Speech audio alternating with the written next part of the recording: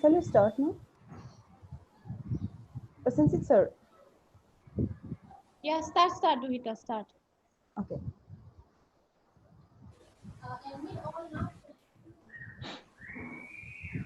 See. Prasenjit sir. Luhita, wait for some minute, Okay. 2 or 3 minutes. Participants are joining.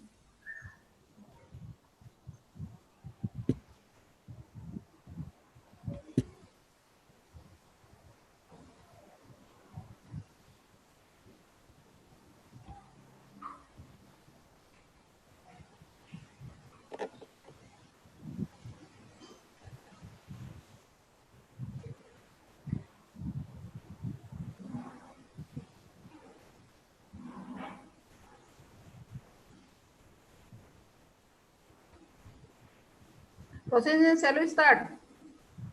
I think so. Everything is ready. We can start. Okay. Okay. Then So all Bola right. sir has already. I am already seeing Bola sir. So he is also there. Okay. Okay. Then, Good morning, sir. yeah. A very good morning to one and all present. Respected speaker, Professor Dr. Srinivasalu N.S. Sir, Professor of Law, National University of Juridical Sciences, Kolkata, respected chairperson, respected deputy chairpersons, all the dignitaries and the participants. I, Duhita Sergeri, co-convener of this session, welcome you all. Now I have the privilege to introduce our speaker, Professor Dr. Srinivasalu N.S., Professor of Law, National University of Juridical Sciences, Kolkata, who is going to enlighten us on the topic Copyright Law in reference to the literary work. Professor Dr. Srinivasalu N.S. is working as a professor of law at National University of Juridical Sciences, NUJS, Kolkata since 2013 after being promoted from associate professor. Prior to that, he had also served as a faculty in LSIU Bangalore and many other law schools in India. He is a commerce graduate from Sri Krishna Deva Raya University and also a university topper, first ranker, secured gold medal in LLB from Covimpo University. Further, he had obtained first class in LLM and PhD in law from University of Mysore. At present, he is an expert member in UGC for the purpose of affiliation and 12P recognition in India. He is a distinguished member of International Council of Jurists, London, scientific member of Canadian Institute for International Law, Ontario, Canada, World Commission for Human Rights, London, nominated chair professor, NLU Assam, in charge of MHRD on IPR during 2014, organized in association with WIPO, IPO, and FICCI. He also provides training to the judges and probationary officers organized by judicial academics. About his work, he has authorized various books wherein he has obtained 107 credits to his work, and they were published by many reputed publishers such as Oxford, Hello. London, Hello. UK, Penguin, LexisNexis, and Manufacturer. His articles were published by international journals of IPR, journals of consumer law, NLSIU, Bangalore, and many more. He has also attended many international conferences on IPR and presented papers at Germany, Rome, Indonesia, Wisconsin, USA, etc. He had worked closely as an expert with the Ministry of Commerce, Information Technology, and Ministry of Transport and several other bodies. He has been working social causes with NGOs also. He has been a resource person for many workshops and conferences in India and also is a recognized research supervisor in many Indian universities and abroad. Till that, he has successfully guided 3 MPhil and 6 PhD scholars under his guidance. There are many other achievements, but due to time constraint, it is not possible to go through all the achievements of Dr. Srinivasalu, sir. So a heartiest welcome to you, sir. We are honored by your presence in today's session, sir. Without further delay, we shall begin our technical session now. So the platform is all yours, sir. Thank you. Thank you, one and all. Good morning to all of you. Good morning, Assam. I shall thank both the colleges for inviting me for this occasion to speak on copyright law. And I believe that it is part of your 5 days program on intellectual property rights, sensitization and refresher program for not only scholars but as well as faculties. Since the topic that I'm going to speak would be on copyright law, I will try to confine my expression of thoughts to the field of copyright. Before I can embark on my views, my reflections, or perspectives on copyright, let me give a brief intro to all the participants of this conference, this event. The symmetry between the intellectual property rights and the copyright, asymmetries between the intellectual property rights and copyrights.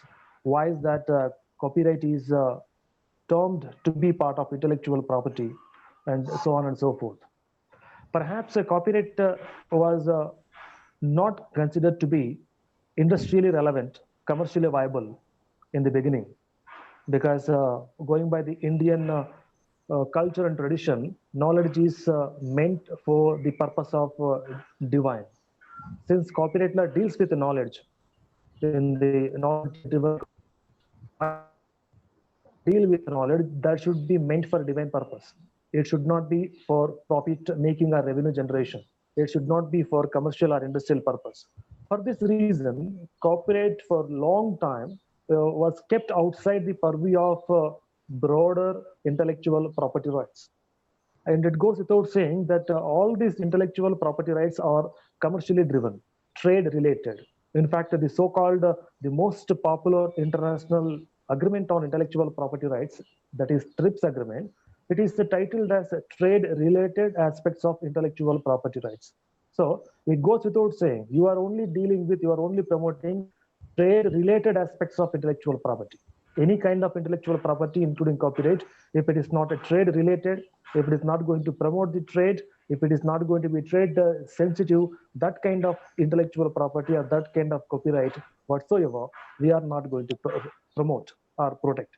So such being the case, initially when knowledge, the subject matter of copyright, when it was not considered industrially relevant, it was thought that it cannot be part of broader intellectual property. Perhaps intellectual property itself was called as industrial property in the beginning. Therefore, when the title itself was industrial property, only those properties, intellectually made properties which are industrially relevant, only those things were kept within the purview. And since copyright deals with knowledge, since knowledge is considered for a divine purpose, only dissemination purpose, right? It is not meant for commercialization. It was kept outside the purview of the so-called industrial property and as well the intellectual property. So the euphoria, the story of intellectual property, it all began with Paris Convention, and this Paris Convention is titled as industrial property. In this beginning international treaty or agreement, whatever you call, copyright was never considered to be part of the broader framework. Copyright came into being slowly but gradually, aftermath of Rome Convention, Berne Convention, so on and so forth. It got consolidated through the TRIPS agreement. So the point that I'm trying to put across is copyright law or copyright as such deals with knowledge. The basic subject matter of your copyright is nothing but creation of knowledge, use of knowledge, application of knowledge, and exploitation of knowledge. You take any subject matter under copyright law, ranging from literary work, artistic work, dramatic work, architectural work, musical work, sound recordings, and for that matter, cinematographic films. The 7 different subject matters that you get to see as part of the broader subject matter of copyright law. You take any of those subjects for that matter, ranging from literary till cinematographic works. All these works basically deal with the knowledge. They basically deal with the literature. They basically deal with art, artistic work. Traditionally, culturally driven works are intellectual creative pursuits. So all that to say that the subject matter of copyright knowledge driven.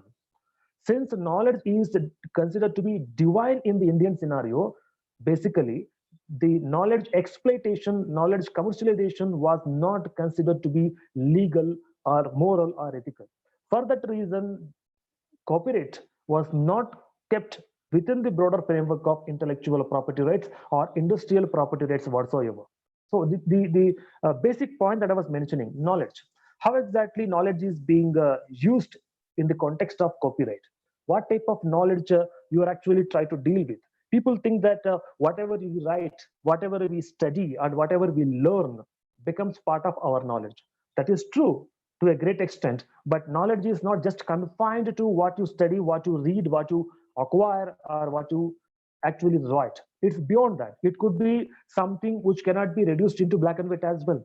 Knowledge could also be something which has got no corporeal or materialistic form, right? In fact, intellectual property rights broader framework itself is meant to focus on those types of properties which are not having corporeal or material form. So you are dealing with intellectual work. That intellectual work need not be possessing or having any concrete black and white material form whatsoever, right? It could be as simple as an idea, right? An idea doesn't have any corporeal or material status. And you talk about ideas under copyright law, right? Ideas and their execution you deal with under copyright law. Ideas as it is are not protected, but they are promoted. But when you go about executing the idea, the executed form, the executed status of your idea is going to get protected. For instance, when you talk about the literary work or any kind of copyright law subject matter for that matter, the moment you conceive an idea to write a poem or write a prose or come out with a movie script or documentary whatsoever, the moment you conceive that idea, you are not going to be under the copyright law. But when you pick up a platform, when you choose a form by virtue of which you are going to execute that idea, express that idea, that expressed form or executed form of your idea is going to be protected. Therefore, the beginning of your copyright law, the idea, conception of idea or conceiving of idea does not have any material or corporeal physical structure whatsoever. It is there in your mind. It is there in your dream. It is there in your ambition. It is there only in fictitious world. To bring that one into reality, into the physical form, you are doing some amount of expression and you're using some platform for its execution, right? Idea, expression, and execution. That is the process. Only at the end of the day, when you have completed this process, right? When you have traveled from idea through expression and reached the execution, that execution is only going to be protected, because same idea can be expressed in different ways, executed in also different ways, right? A literary work can become a book, can become a novel, can become a poem. The same kind of literary work can also become a documentary or can also become a movie, script, audiovisual work. That such being the case, a typical kind of literary work, whatever you talk about under copyright law, can be expressed and executed in different forms. Because of that reason, the initial idea is not going to be protected under copyright law. We encourage ideas. We inspire people who conceive ideas. But at the end of the day, we want those people who are conceiving ideas and those original ideas to be expressed through some modem, so that at the end of the day, you execute the idea or platforms for commercial purposes, right? Since this literary work, the first subject matter of your copyright law, whereby you are going to express your thoughts, right? Execute your ideas. The same expression in black and white in literary form can be used for different purposes, can be used in different platforms, right? In fact, copyright law is fascinated with media, creative industry, media industry, whatever. This matter of copyright law is connected with one or the other media. For instance, the writing, whatever you get as, media, whatever you publish in papers, magazines, right, books and all, the journals, all that is nothing but literary work. And that entire setup of expressions in different forms on newspaper, books, journals, magazines, whatsoever, it is nothing but print media. Similarly, if you take up any musical work or sound recordings, right, audio works, for that you have broadcasting media or radio media, right, all India radio, FM radio, and all that. Similarly, for audio visual work, you have television media, digital media, whatsoever. For cinematographic work, you have a movie media industry where you are going to use that platform for expressing your different types of literary, artistic, dramatic, cinematography works and all that.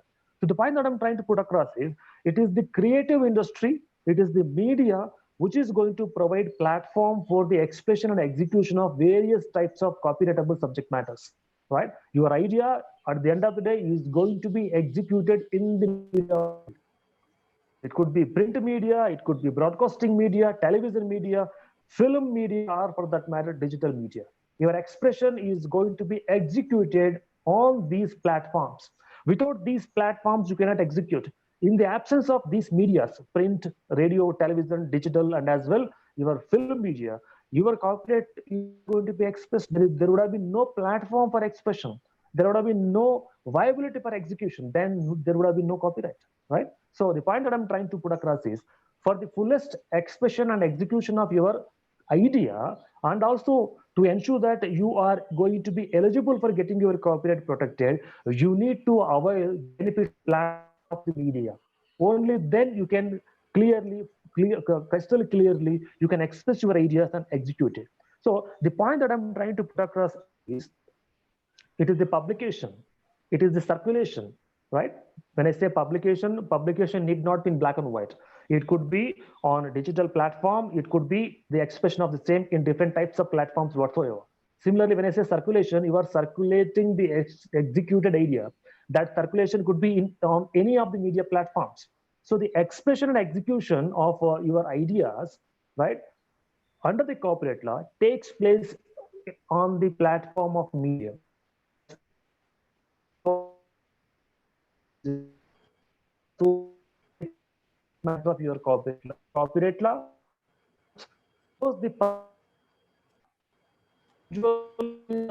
performing any type of literary, artistic, dramatic, musical, sound recording works. They are actually subserving the cause of the media, because the platform is the media where you are going to express your thoughts, express your ideas, and execute those expressed ideas for commercially driven purposes, right? And only when this driven purpose is protected, right? So with this brief overview, let me take you through what we mean by copyright, the scope, definition, and composition of copyright. People say that copyright is something which is worth copying, right? When a book, when a poem, when a song, when a movie, when an artistic work, when it is worth copying, then only people aspire to copy it, right? If a particular subject matter, literary work, or any type of copyrightable subject matter, if it is not good, if it is not vivid, if it is not useful, or if it is not worth, nobody would like to use it, nobody would like to copy it, right? So the first criteria that you look in any subject matter which is considered for copyright protection, whether it is worth, whether it is worth use, whether it is worth expression, whether it is worth execution in any of the platforms that your media has provided. If it is not worth copying, it is not worth providing copyright also, right? So it is the other way around of understanding copyright. It is that subject matter which is having market, which is worth expression in any of the media platforms. Only such types of works are actually given protection under copyright law and are considered to be copyright. Copyright, copyleft. I'm not talking about the political admixture of the ideologies here. Copyright is something which is worth copying, which is worth protected. Copyleft is something which is left outside the purview of protectable zones under copyright law. For example, a subject matter, a literary work, which is not marketed, which is not marketable in any of the medias, including print media, that kind of work is not.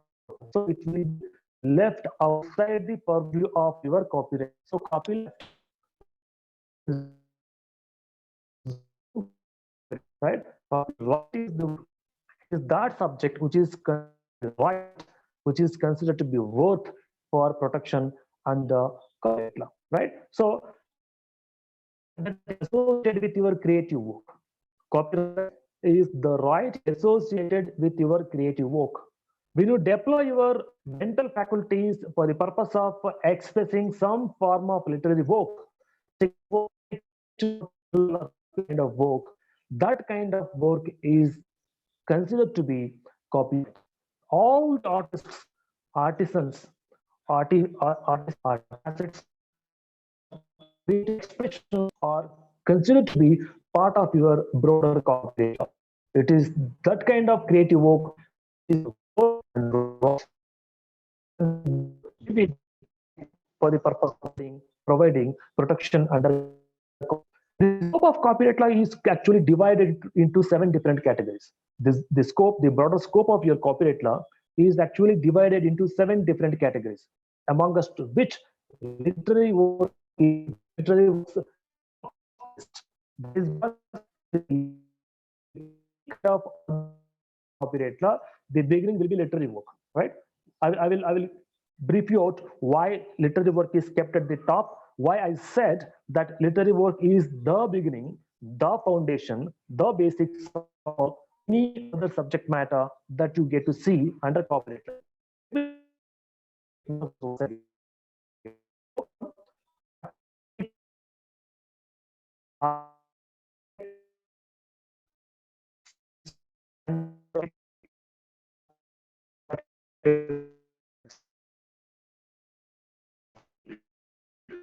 of your copyright, right? Ranging from literary work or starting from literary work, ending with cinematographic film works. Now, I mentioned a point that we are beginning with a literary work. Why is that a copyright law subject matter starts with literary work? Why is that literary work is kept in the beginning? That is because for all the other kinds of subject matters which have been mentioned aftermath of your literary work, what are the other subjects which have been mentioned aftermath of literary work? Artistic work, architectural work, dramatic work, musical, sound recordings, and as well films, right? So all these 6 other subject matters which have been kept aftermath of your literary work, all these 6 subject matters, they begin with literary work. For example, you take artistic work. How you go about performing artistic work? You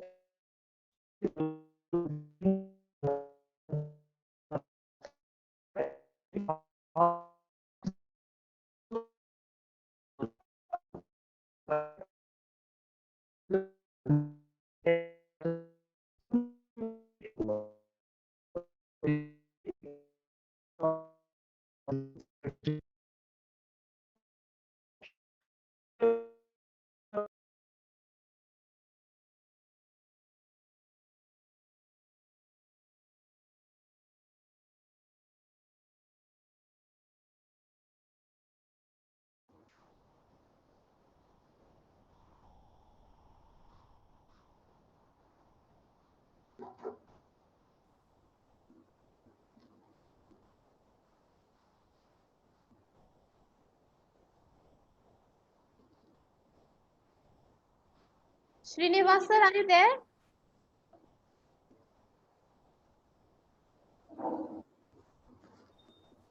Yeah, am I audible now? Yeah, now fine. Yeah, there was some technical Network issue. glitch. Yeah. So am I audible now? Can I continue? Continue, sir. Continue. Yeah. So the point that I was trying to put across, even in case of architectural work, right? The beginning of the architectural work, that is designing the layout of your constructions, including buildings, bridges, and all. You begin with literary work, right? You will go about writing the designing the sketch of that architectural work on black and white on paper with pen and paper, or on the 3D form on computer, right? So even the designing the architecture of any building or construction, you are going to start with literary work. Now, how about musical work and sound recordings, right? You must have seen the people who are singers, musicians, and all. They would have kept, the musical notes in front of their equipment while performing in any musical shows. So they are actually following the script, musical note, whatever you call it as, right, in black and white. So the literary form of that music sound or sound recording, right, musical notes, they are going to use. So the beginning of composition of music or sound recordings as well, you begin with literary work, because we have initially penned that particular lyric or that particular music composition, song, or mixture of the performances made by different music players in one go, right? So there also, in case of music and sound recordings as well, you begin with black and white literary work. From there onwards, you go about composing the music. Take, for example, your dramatic work, the work that our actors, dramaticians perform, the acting, right? So one has to prepare a story, one has to prepare the script. Based upon that, only an actor, a dramatician will perform, right? We only get to see how dramatician is performing, but dramatician performs based upon the script story written by the story writer, right? So your entire dramatic work or the performance of an artist, right, in any audio visual work, it all begins with, again, script. That script is a literary work. Now coming to cinematographic film or audio visual work, that also, any kind of movie, any kind of audio visual work, documentary, news reading, whatever we get to see in television or in the digital media, or for that matter in the movie media, it all starts with a script. That is the literary work. That's the reason why I said the literary work that has been kept in the beginning of the entire subject matter or the scope of copyright law is because all the rest of the other 6 works start with literary. So if you are protecting literary work under the copyright law, you are actually protecting all the other works under copyright law, because for all the other works, as I mentioned, artistic work, architectural work, right, dramatic work, musical work, sound recordings, and films, cinematographic films, the beginning is literary work. If you are not protecting literary work, you cannot protect the extended form of literary work in the form of music, sound recordings, architectural, artistic, dramatic, or cinematographic film work. That's the reason why literary work is of paramount significance under copyright law. The protection of literary work gives protection for all the other expressions that you can get through the literary work. As I mentioned in the beginning, when you write a book, that book can be used as a novel. That book can be used for the purpose of making a movie. That book can be used for the purpose of going about a documentary, a performance of a skit, right? So a particular form of copyrightable subject matter, a particular literary work, black and white, can be used in different forms, can be adapted, right? A novel becomes a movie, a novel becomes a song, novel becomes a documentary, or novel becomes a particular skit. So from the status of a novel, it is getting adopted into different forms and facets of expression. For every expression, you are going to get separate protection. Novel is a literary work in black and white, and it is displayed, used in the print media. So print media version you are protecting under one copyright. And if the same is used as a skit on a radio channel, in any FM channel, for the audio version, radio version, or the way you use that particular script on news channel, radio channel, for that you get a separate protection. If you develop that novel into a movie, for the expression of that novel in the form of a movie, you are going to get a separate protection, right? So for the different types of use and adaptations of a literary work, you are going to get different types of protection, and those expressions are going to take place on different platforms and different medias: print media, broadcasting media, television media, digital media, and as well movie film media, right? So these medias are meant for providing varied platforms for the varied expressions of your literary work, right? In one go, I can say that the entire gamut of copyright law is actually based upon this concept of literary work. And that is the reason why literary work is kept in the beginning of the scope and definition of your copyright, or the subject matter of protection that is made available under copyright law. If you consider it as the scope of the copyright, or if you consider it as the various subject matters that are provided protection under copyright law, whatever may be the way you look at it, but the result is same: literary work to begin with, and cinematographic works to end with, right? That is the paramount significance that you have accorded to this particular work called literary work under the copyright law, because the entire copyright law is based upon, dependent on literary work. Every kind of adaptation, every kind of expression, every kind of execution of any type, category, version of a copyrightable subject matter begins with literary work. And this literary work is again of 2 different types: literary elements, non-literal elements. A work which has got literary elements and on the other way around, the works which are not having literary works. It happens basically in the context of computer software, right? In fact, computer software has also become part of literary work aftermath of 2002, aftermath of this WTO WIPO treaties, which mandated the recognition of literary work in a digital or electronic form. Now, your computer programming or your software development or writing of algorithms for the purpose of developing software or computer program is considered to be writing in digital form or literary work in digital or electronic form, right? So now that interpretation came about. Literary work in physical form, literary work in electronic or digital form. Your computer program, your software, all right, all that computer related writing is considered to be literary work in digital or computer format. Now, this literary work in digital or computer format are the works which you consider to be literary works in electronic form. They are of two different categories. Electronic oriented literary work, which has got literal elements, and these digital works which do not possess literal elements. Non-literal elements of computer software, literal element of computer software as well. Because when you talk about computer software or when you talk about computer programs, which is formally included within the realm, scope, meaning, and definition of literary work, right? Computer program not only involves writing of a program, using of algorithms. Computer program also involves using of some pictures, images, graphics, isn't it? Right? Computer program or software for that matter is an admixture of literary work in electronic form, and as well it also involves some graphics, some pictures, some images, right? And these pictures, graphics, and images need not be completely literary work oriented. They would involve some non-literal elements as well, right? Or in case of literary work, you talk about literary work, literary elements.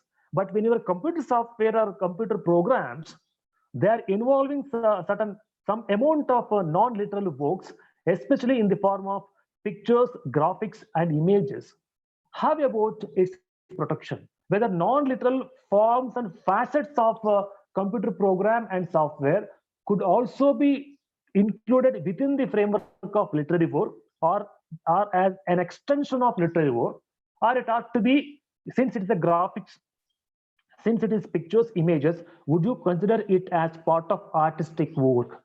Because artistic work is also protected under copyright law, right? You have a separate segment called artistic work to be protected under copyright law. Literary, artistic, dramatic, like that you go about, right? When you have the feasibility and the facility of protecting graphics, images, pictures as part of artistic work, why is that you need to put them together with the literal elements of computer program, that is literary work, and you are according protection under the literary work only?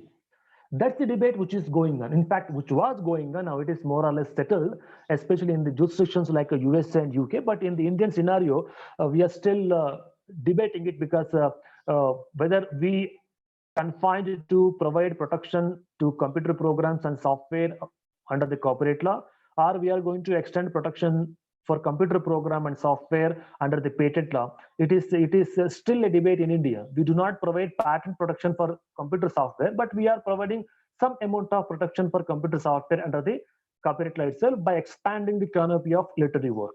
Now the current debate that I'm actually igniting is about this expansion of the purview, the scope of literary work, whereby aftermath of 2002, you have included computer program or writing in electronic form, whatever you call it as. Now the question is whether this writing in electronic form expansion also includes graphics, pictures, and images. Because graphics, pictures, and image actually come under the artistic work, and you have a separate protection available for artistic work. If this is the debate, if this is the kind of confusion that people are having, let me say that artistic work, whatever we talk about under the copyright law, is about individually performable, individually executable artistic works, right? It could be picture, graphic, image, whatever type of artistic work that you are contemplating. if these pictures, graphics, images are having individual function, individual scope, like for example, Picasso picture, right? Or any painting for that matter, which is independent, individual. You can hang it on your wall, or you can sell it, purchase it, make copies of it individually. But the pictures, graphics, images that you are using as part of the computer program or software, they are going to perform their task by sitting along, by getting combined along other literary work like algorithm or computer code, computer language, whatsoever you call. So computer software or computer program is an admixture of writing in electronic form, computer language, object code, source code, and as well it is coupled with graphics, pictures, and images. These graphics, pictures, and images which are used as part of your computer program or software, they do not have independent exclusive function. They are dependent on the combined literary work, computer code, object code, whatever you call it as, in together in a combined form, in a joint way, in a compiled way, they perform their task.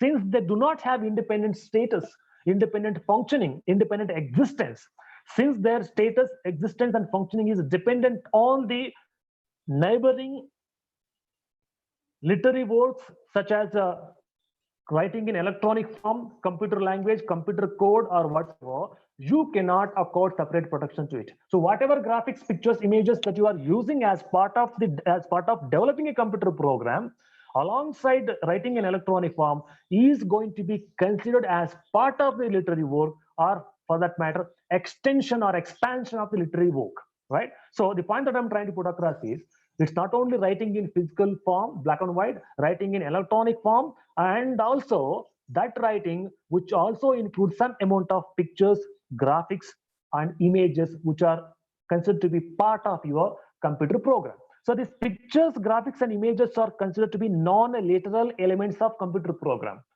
They are not literal elements. They are non-literal elements of computer program. Since we are talking about literary work here, under the corporate law, we need to know what are the different facets, different types of interpretations that are available now in Indian jurisdiction, right? With reference to the literary work, right? We began our debate with literary work to be on black and white, right? Then we also we debated that literary work is the beginning point for artistic, dramatic, artistic work, musical work, sound recording, and films. We again went on to say that literary work also includes writing in digital form or computer form. Then we spoke about including computer program and software within the realm of literary work. Now we are saying that the graphics, pictures, and images which are considered to be, or which are used as part of developing a computer program, to be also part of broader literary work. See how the literary work got expanded in the past 20 odd years, aftermath of WTO and TRIPS agreement, right? We started with literary work, typical classical literary work, which is used in the context of print media, black and white, newspaper, magazine, journals, and books. From there, now you are talking about the broader perspective of your literary work, wherein every type of expression, every type of execution of any idea is actually coupled, compiled, put together along with or within the meaning of the literary work. So the entire gamut of copyright law is actually purely is going to begin with literary work, irrespective of the type of expression, irrespective of the type of execution, irrespective of the kind of platform, the media, the creative industry that where you are going to use this subject matter of copyright. You are beginning your work, performance, execution with literary work, right? Ideas are expressed and executed by beginning with literary work, and you are ending up with that artistic work, dramatic work, music, film, whatsoever, by using different platforms whatsoever. So this entire definition, meaning, and scope of your literary work actually spans across the entire gamut of your copyright law. It runs across the entire subject matter of copyright law. It runs across the different platforms that are made available for the expressions of the various copyrightable subject matters.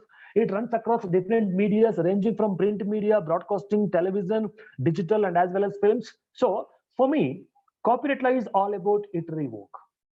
If you are protecting literary work, in the possible strict manner, you are actually protecting all the other different types of subject matters. You are actually protecting all the different forms of expressions of the literary work on all the different platforms that are available for the execution of the copyrightable subject matter or the copyright as such. So the beginning, the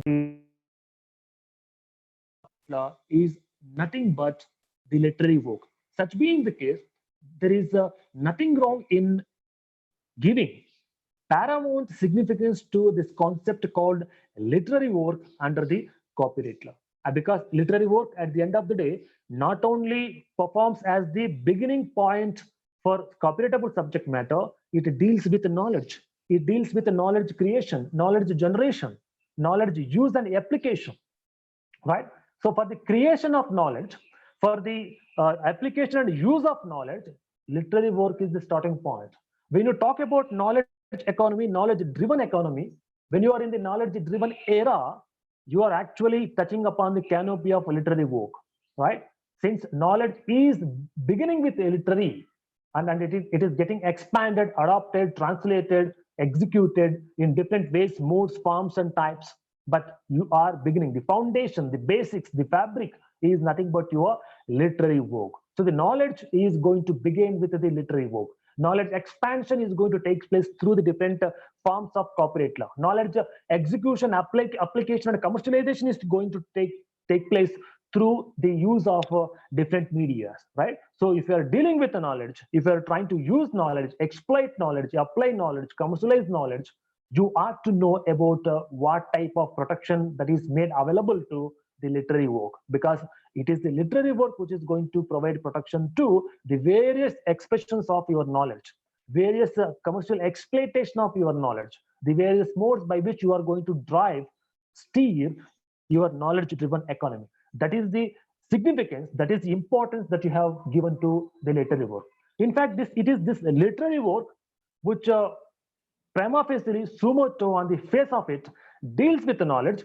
That is the reason why you happen to keep copyright law outside the purview of the so-called industrial or intellectual property, right? As I mentioned, we began intellectual property's journey at international level began with Paris Convention as far as general intellectual property law is concerned. Under the Paris Convention, except copyright law, all other IPR forms were there, right? Patent, trademark, design, geographical indication, your computer related works, and also trade secrets. So all the different types of IPRs were covered under the Paris Convention, but copyright law was kept outside, because copyright law was not considered worth industrial application, because copyright law deals with knowledge. Knowledge is meant for divine, right? Knowledge, literary work, expression, all that is nothing but divine purpose oriented works, and they should not be given protection, number one. Number two, since copyright law deals with not only expressions, it carries the personality of individuals, right? The way you write a book, the way you express, the way you talk, the way you paint, the way you act, the way you sing, right? All the different types of works or subject matters under copyright law, if you are trying to perform, your personality would go into it, right? An individual singing a song, while singing that song, his or her personality would go into it, right? Kishore Kumar's songs, why they are so very popular? Because Kishore Kumar's individual personality would go into it. That's the reason why even today Kishore Kumar's songs, music, music is coming out in different versions, different compilations, because that individual portrayal of his personality gets carried into what he does. Similarly, you take any other artist for that matter, Amitabh Bachchan, Salman Khan, Shah Rukh Khan, whoever, right? Their individual personality gets carried into how they act, how they perform. Similarly, you take Shakespeare, or for that matter, R.K. Narayanan in English literature. Their personality, their background, both social, economical, political background would get carried into what they write. Similarly, we people also, when we teach, when we learn, when we research, our own personality, our own personal background will also get carried into it. Because of this fact that copyright law subject matter involves not only expression but personality expansion, right? Expression includes personality expansion. That's why this personality expansion will also carry moral element into it, moral rights into it, since it involves personality, personal expansion, morality, moral right, and all that.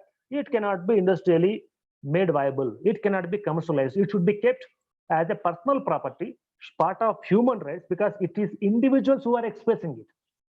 Right, nowadays we talk about artificial intelligence, machine learning, all that, whereby even without the involvement of a natural human being, you are able to create some different types of cooperatable subject matter. Now through artificial intelligence you are developing software, through artificial intelligence you are conducting the surgeries and all that. So without the involvement of the individuals, without the involvement of the natural persons, you are able to perform the task.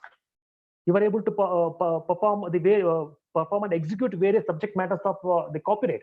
But earlier times, say some 30, 40, 50 years back, copyright law subject matter, your literary, artistic, dramatic, all those works are supposed to be meant to be expressed by only the natural persons.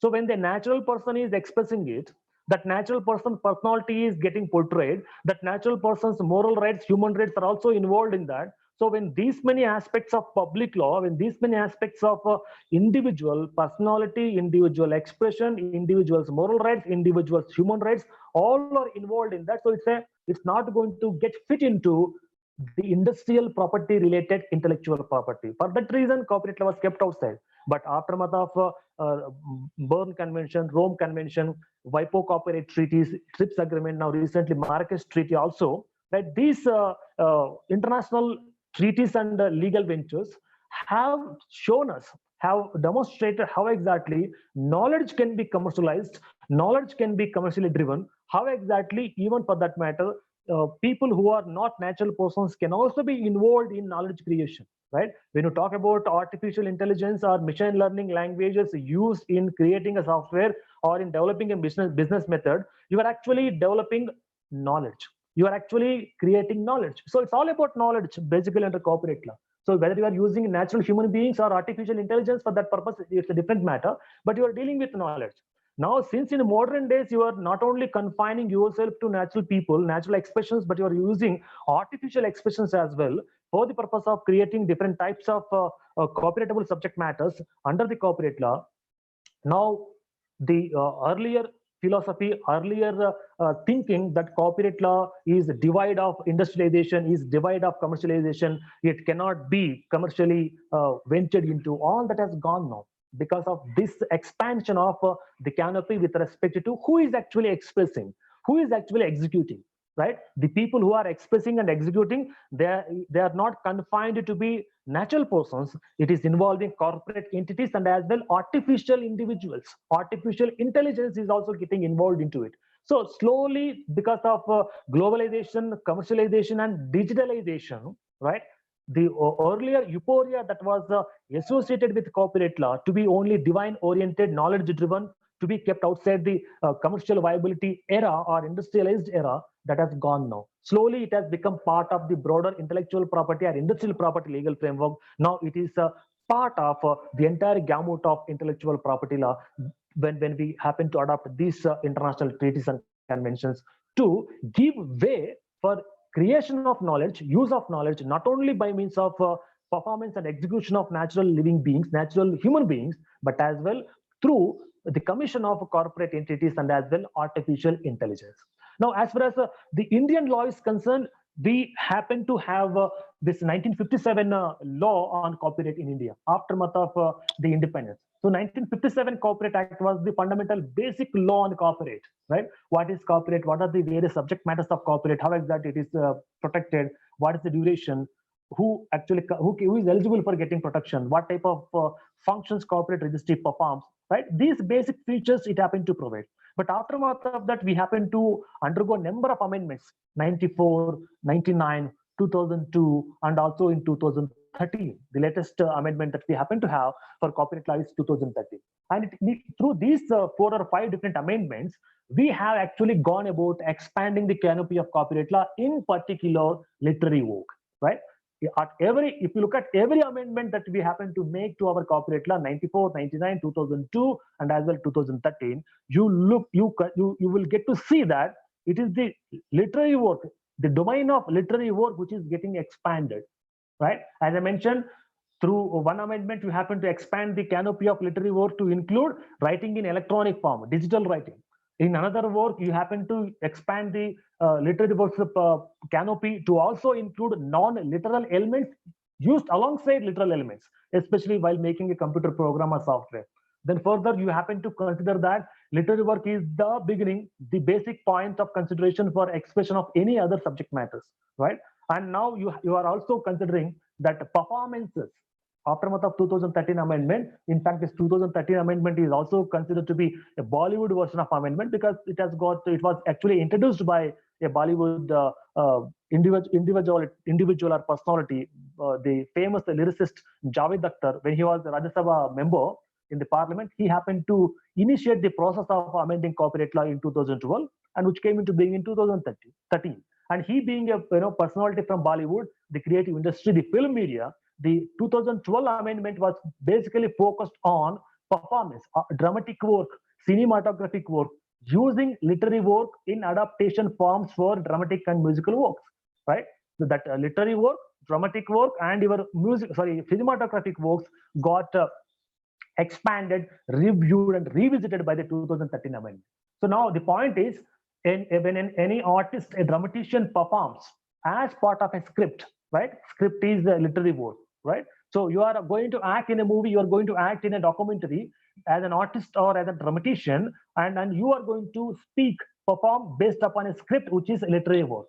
Now this amendment says that sometimes because of your own unique way by which you portray your character, the unique way by which you perform your task as part of the script, you become a brand in yourself.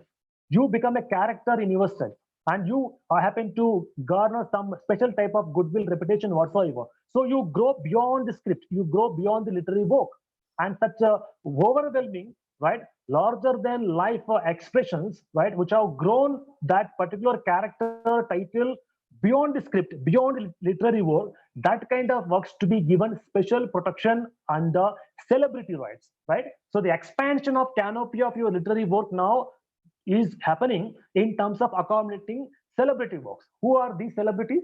These celebrities are the people who perform a task, who perform a drama, documentary, film, whatsoever, based upon a script. That script is part of your literary work. Now people are saying, though it is part of the literary work as per the amendment, though the movies, drama works, documentaries, whatsoever are part of the literary work, there is a scope and chance for growing beyond the literary work. There are certain titles, there are certain actors, there are certain movie songs which have become very popular by virtue of that they have grown beyond the script.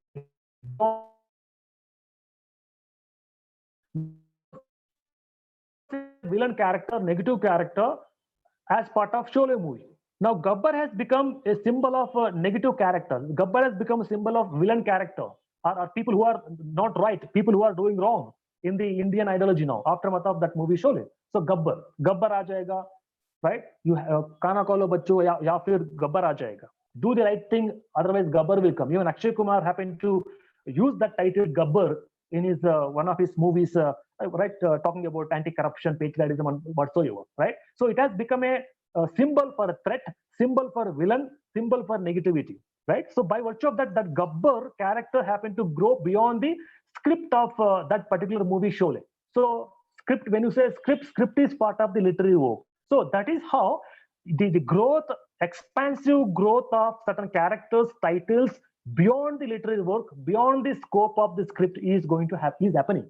That got recognized through your 2013 amendment, growing certain performances, certain characters, certain individuals, certain songs, right, certain titles, growing beyond the literary work, right? It goes without saying, as I've been telling this since beginning, that the entire gamut of copyright law, every type of expressions under copyright law, you begin with literary work.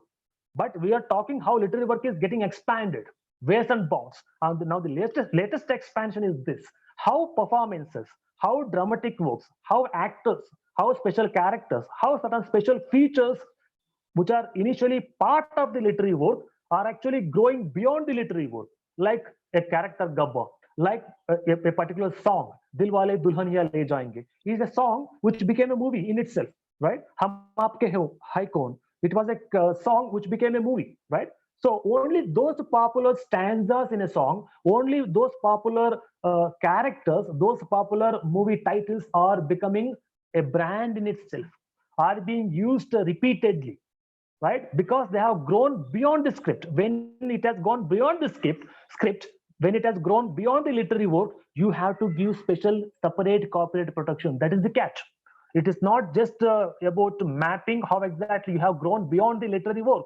When it has grown beyond the literary work means it has reached a stage whereby it is individually and exclusively becoming a separate copyrightable subject matter as an extension of your literary work. So now certain special performances, certain special or unique characterization, certain titles, songs, music composition, whatsoever, when they grow beyond the literary work, right, they have to be considered as an extension of the literary work and they deserve separate, special or unique protection. So this is the latest expansion, latest version, right, or the latest development that has taken place in the horizons of canons or cantos of your literary work, right? So it is the interpretation of this literary work which is of a paramount significance as far as copyright law is concerned.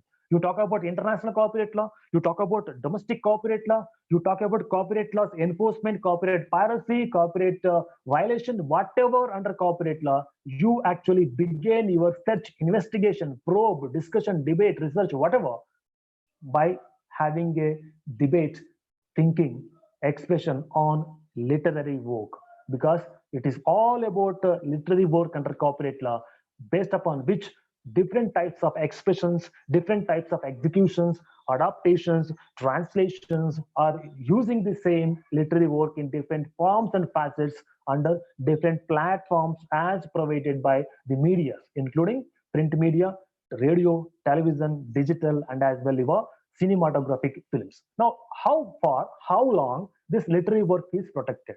Why is that copyright law talks about life plus 60 years of protection? Why is that? Unlike your patent law, which talks about 20 years protection, unlike your trademark, design, geographical indications, etc., which talk about 10 years protection, but here your copyright law talks about life plus 60 years of protection. Why is that? Why this expanded duration of protection is given for copyrightable works? Now we will deal with only literary work basically. Why is that? A book written, a poem written, a script written, right, is protected for a period of life plus 60. What is the reason? And how exactly it is going to be different from other IPR laws like patent and trademark, right? I'll give you a reason for that. Under the patent law, you protect products and processes. Under trademark law, you protect goodwill and reputation, signs and symbols, right? Right? Product and process is an invention made by people, not people themselves. Trademark is an indication of reputation, goodwill of a particular commercial entity, not people. But when you talk about copyright law, literary work is an expansion of the expression of an individual. Artistic work, it includes artistic faculties of that, the mind of that individual, which gets portrayed. You take any subject matter of copyright law, ranging from literary work till the cinematographic work, it is not about machine, use of a machine. It's not about commissioning a commercial entity, corporate entity.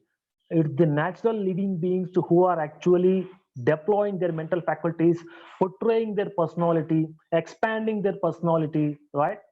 And coming out with the so-called literary, artistic, dramatic, etc., work. That is the basic reason why you are granting them protection for entire their life, right? Life plus 60 years duration you talk about.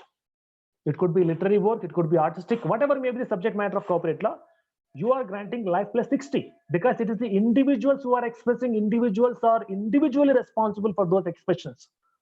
A corporate entity cannot write a book, no, but an individual can write.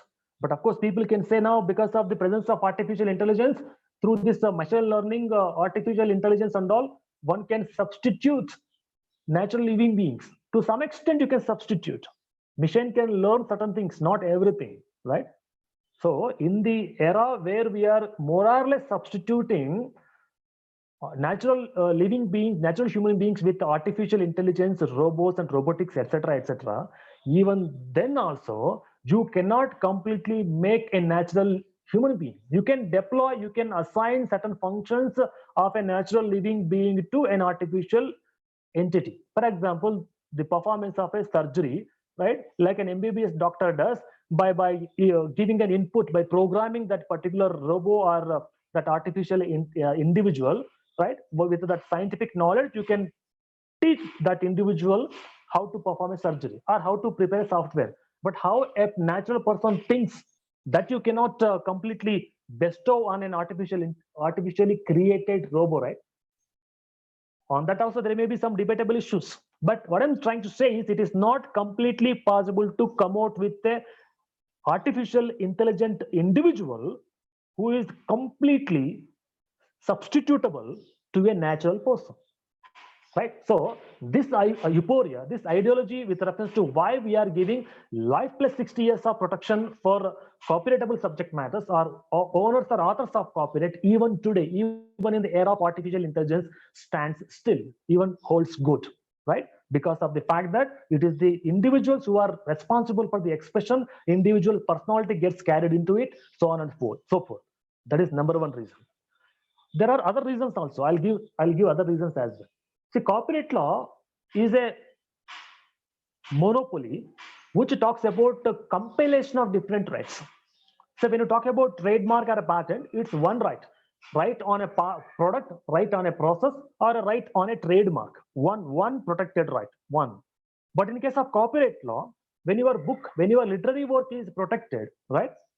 You are protecting your expression in the literal form, in black and white, in the form of a book, right? Based upon that, you can go about converting that book into a musical song, a musical or sound recording. Based upon the script, one can come out with a musical song or a music composition. Based upon that literary work, the book, one can develop a documentary. Based upon that literary work or a book, one can make a movie. So different ways are there for you to use your one protected copyright. You can make different versions, different ways you can adapt it into a movie, into a documentary, into a musical note, into a skit, or into a stage performance, drama, whatever, right? And if that literary work, that book is in one language, English, you can translate into some 100 other languages, right? And every translated language is a separate unit. From English, you are going about translating it into some 100 other languages, right? So 100 other separate linguistic expressions you are going to come out with, right? From a book, you are making a movie, documentary, music, skit, drama, whatever. So adapting, using a novel into a movie, documentary, or for that matter, skit, drama, and all, you call it as adaptation. Adapting the same literary work, the book, you are adapting into different types of book. Same literary work, book, you are going to translate into different types of languages. So these many options you have got. It's not just one work. Beginning with one work, you can have 100 works. And that exploitation may take more than 100 years. It is not possible to completely, uniquely complete that expansion, execution process in 10, 20 years, right? Because of these reasons, you have made available different types of adaptations, different types of translations, whatsoever, feasible under the copyright law. For this reason also, you have gone about giving life plus 60 years of duration for ensuring rights to the copyright owners, authors, whatsoever. And it starts without saying, it starts with literary work and ends with the cinematographic film, the final highest stage of highest level of adaptation whatsoever one can make, one can talk about under literary work, right? So this is the reason why you have kept life plus 60 years of protection. There may be some other debatable issues as well, but these are the prominent issues, reasons, justifications for granting life plus 60 years. So as I mentioned, you talk about moral rights. You talk about not only commercial rights under copyright law, you talk about moral rights. When you have gone about bringing out a literary work, when you have written a book novel, when you exploit it, when you publish it, when you assign it to somebody, or when you license it to somebody, you are licensing, assigning, or selling only commercial rights associated with that literary work. Only the commercial rights associated with that literary work or that novel, book, you are actually assigning, licensing, and selling. You are not assigning the moral rights which are associated with that literary work. The moral rights associated with the literary work will remain with you as long as you are there, as long as you are alive, because moral rights cannot be assigned, because moral rights is part of human rights. Human rights cannot be assigned, right? That similarly, moral right of an individual author of a literary work cannot be assigned, cannot be licensed. As long as you are there, the rights will be with you. So any type of commercialization, publication, adaptation, translation of any literary work takes place only with reference to commercial form of that literary work, but it doesn't involve moral elements or moral version of that expression, because that moral version, moral rights will always be with the original author. Even if the original author has sold that book, that literary work permanently, right? Even if they have sold your literary work permanently to any interesting publisher, individual, whoever, the moral rights will be still with you. You cannot sell, you cannot assign, you cannot license, you cannot give away your moral rights, because moral rights are your human rights. Moral rights are bestowed on you because you are an individual, natural individual, and you are a person, and you have used your personality in creating in that literary work, and that literary work includes and involves expansion and extension of your personality. That expansion and extension of personality includes personality rights, moral rights, and human rights. So human rights, personality rights, and moral rights you cannot assign, you cannot sell out. Only the commercial rights you are going to sell out. This is another reason why you have gone about some uniqueness in copyright law. Life plus 60 years of protection, whatever, all those unique features.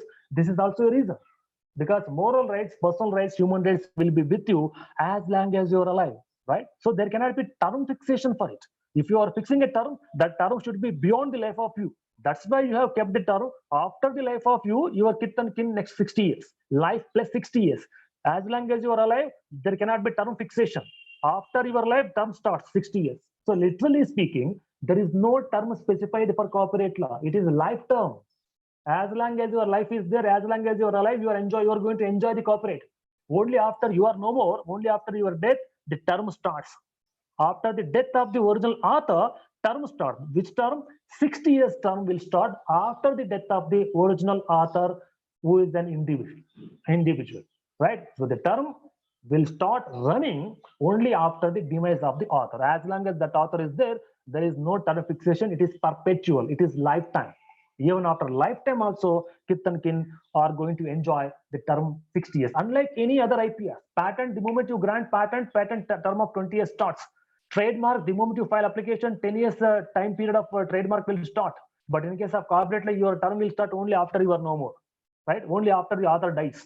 Until then, the term will not start, right? This life plus 60, that life is uncertain, no? Life, you cannot say 100 years.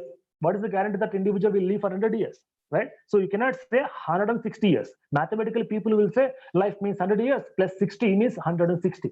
That is a mathematical calculation, but biological calculation will differ, right? Because nobody is having any guarantee with reference to how long they are going to live. That's why it is better to call it as life plus 60. As long as the life is there, no term, it is indefinite term, perpetual term, and after the life only, that 60 years monopoly starts. So literally, copyright law gives you 60 years monopoly after the death of the author. That could be the realistic interpretation, right? Copyright law, including your literary work for your book, poem, novel, whatsoever, script and all, your term will be for a period of 60 years after the death of the first and original author. That could be the realistic interpretation of the term and duration of your copyright law, including and especially in the cases of literary work and writing, because it is the literary works and writings which are going to have demand beyond the life of the author. For example, Shakespeare's writings in English literature, even today, are having greater significance, right? For example, the Shakespeare story, Merchant of Venice, that every one of us have studied during our +2 or whatever time that we happen to study that as part of the prose. Merchant of Venice by Shakespeare. Even today it is relevant. Arthur Norraine's writings are even today relevant. Similarly, in our regional local languages also, we have seen number of write-ups, number of writings by the so-called popular authors, writers, right, poets, which are still relevant even after their death. Their kith and kin also enjoyed. Aftermath of that also, we have seen.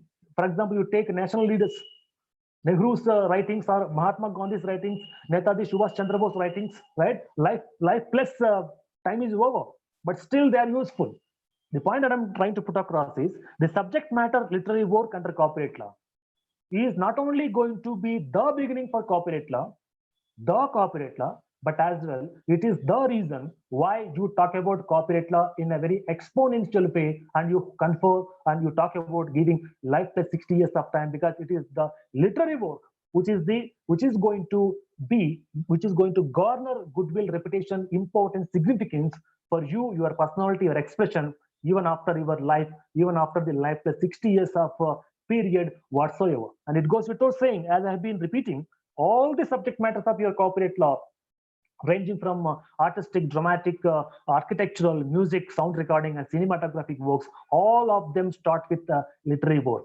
When you protect a movie, when you provide a copyright protection for a movie, what protection you actually give? You are giving protection to the script of the movie, the making of the movie. So actually, you are actually talking about literary work.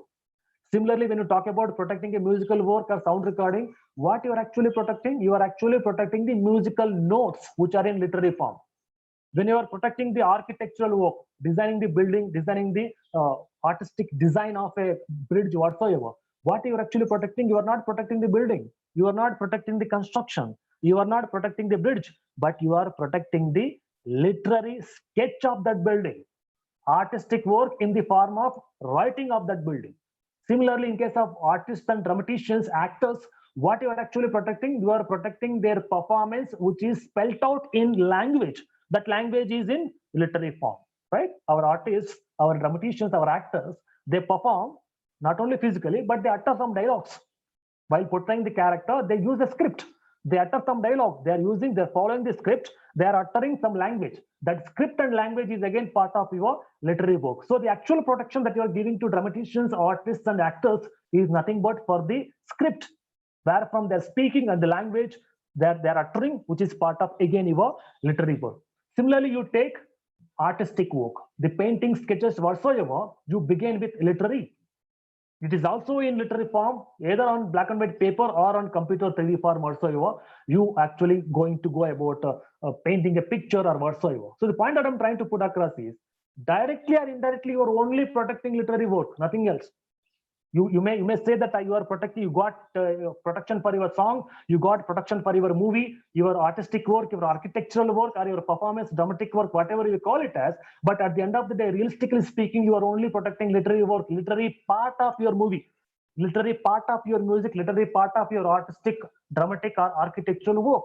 Because without the literary work, you cannot have the presence, status, existence of your movie, music, artistic, dramatic, whatsoever work, right? So these performances, this music sound, this audio visual effect, all that is the peripheral, but basic is your literary work. That's the reason why literary work is the subject matter of copyright law, and it is the subject matter based upon which every type of expression, every type of execution takes place. It is the subject matter depending upon which various stakeholders, various creative industries, various platforms, including print media, broadcasting, television, digital, and cinematographic film media is depending on. And it is the raw material. Literary work is the raw material for all the media stakeholders, media platforms, which are providing an opportunity for various types of expressions and their commercial execution, including commercial exploitation.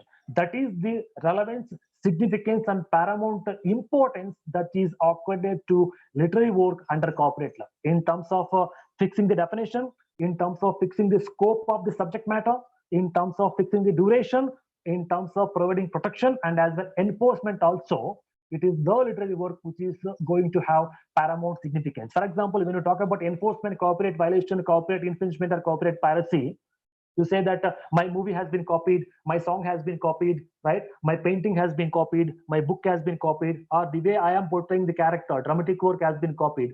What actually they're copying? They're actually copying the musical notes of your song, and they're going, then only you call it as musical piracy. They're going to copy the storyline of your movie. That is going to become copyright piracy, right? They're copying the storyline. That story, musical note is in the literary form. They're going to, when people go about mimicking, mimicry and all that, where people going to imitate the other artists and dramaticians. They are mimicking in a language, they're mimicking by using a script. So there also, in case of dramatic work, artistic work and all, that piracy violation takes place on the basis of literary work expressed, right? Similarly, in case of artistic work or architectural work, that copying also takes place, copyright piracy, copying, whatever. That copying or copyright piracy, infringement, violation of rights with respect to protected copyright, all happens with reference to literary work only. You are copying the literal element of that artistic work. You are copying the literal element of that musical work. You are copying the literal element of that movie, that is script. So even in case of copyright infringement enforcement also, it is the literary work which is coming to the forefront, and it is the literary work which people are going to misuse, abuse, violate, or copy whenever you talk about copyright infringement. So from dawn to dusk, from A to Z, from head to tail, from beginning to end, your copyright law is revolving around literary work. It is the subject matter which is most relevant with reference to copyright laws protection. It is the reason for, it is the beginning for your copyright laws subject matter. It is the literary work based upon which the scope, definition, and meaning of copyright is given. It is the literary work based upon which the protection and enforcement mechanism is also functioning, right? Even in the case of the copyright violations, whatsoever taking place in digital format also, we look into what kind of coded computer language which is used in the infringed copyright version of software. If software is pirated, if computer program is misused or pirated, enforcement authorities or agencies will look into the language, computer language, coded forms, object code, source code, whatever you call it as, right? That's again will be in the literary form. So investigation agencies also will look into the literal elements, literal and non-literal elements of that particular expression, right? So what I'm trying to say across is the importance of literary work in the era of copyright.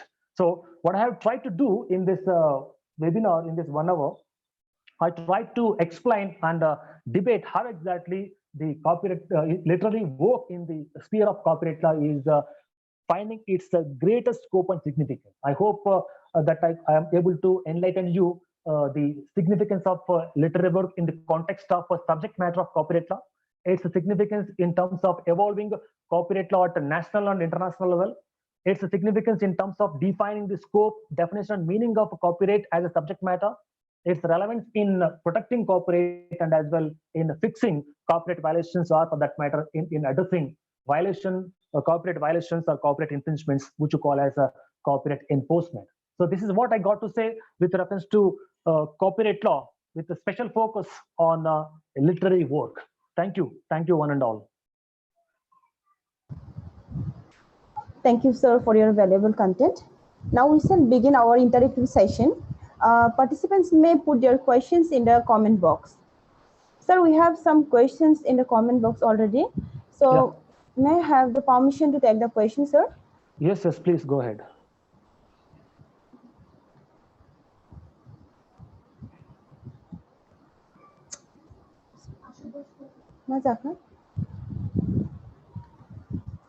Okay. One question is from Asatus Kundu. Sir. Yeah. Do you think that the non-literary works are part of literary work in some respect? When literary works demands the help of pictures, graphics, etc., how clearly differentiate both literary and non-literary works, or it may be known as extension of literary works?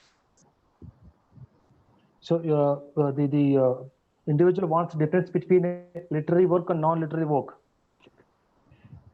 Yes, sir. Yeah. So literary work is something which is going to be spelled out in the mode of some language, right? You for the purpose of writing, you use some language. Say for example, English, Hindi, Assami, whatever you write, right? There will be some language that is media for your expression. Even in case of computer program and software, you are going to use computer language to develop a computer program or software. Computer language is there, right? But alongside computer language, if you end up with some graphic, some picture, some image, which is not going to be written in literally forms by using some language, that you call as non-literal element, because there is no use of any language whatsoever, including computer language, in developing that particular software or computer. That's the reason why it is called and considered as non-literal elements, because graphics, pictures and images which are used in the computer program or software, they may not be having a complete or clear literal sense. That's the reason why but their performance is dependent on the associated computer language. Their functioning is coupled with. That's the reason why it is inalienable, indivisible from the literal elements involved in copyright. That's why you are putting them together with literal elements and you are going about giving them protection. Yeah. I think the answer is clear to Asutosh Kundu, sir. Next question, sir. Who made in the course of employment, who can claim to be owner of the work? In case of your employment, if since your employer is paying you, you are drawing salary for that creative work, right? As long as you are employee drawing the salary, your employer will be the owner of copyright, the one paying you salary. I hope the query is clear to. Yeah. Next question is from Dr. Mosumi Kalita. Yeah. What acts constitute primary infringement of copyright and what act constitutes secondary infringement of copyright? Yeah. First of all, violation of copyright, copying, misusing or making duplicate copies of the copyrighted works without the authorization, permission of the owner amounts to copyright violation or infringement. Okay. And if you are the first person, for example, you have taken a book from the library and without anybody's permission, you have gone to a Xerox store and you have copied it. And that amounts to primary infringement, because primarily you have taken original book from the library and from the original book you made copies. And from your Xerox copy, somebody else, again, your classmate, your friend, your colleague happened to use that Xerox copy and again gone about making it available. Or that person has scanned it and made digital copy. From the Xerox copy, he made either another Xerox copy or scanned it and made digital copy available. But this individual did not use the original book. He used only the Xerox book, and that you made available. So that person who has used the Xerox books for further copying, either digital or regular mode of Xerox, that amounts to secondary infringement, because he or she doesn't have any connection with the original book or the author. I hope the query is clear to Dr. Mosumi Kalita, ma'am. Next question, sir. If a book is co-authored by more than one author and one of them dies, then how is the term of protection determined? Okay, very good question. See, life plus 60 years, that 60 years term will start after the death of the last author, right? Assume that there are 5 authors jointly written a book, okay? And in that one author dies, but the other 4 people are alive. But that life plus 60, that 60 years period will start after the death of the last author. Okay, one author died, but 2, 3, 4, 5 are there, right? Until the last one, fifth author dies, until then your 60 years term will not start. 60-year term will start after the death of the last author who has jointly ventured into authoring that book. I hope that is clear. Thank you, sir. Next question.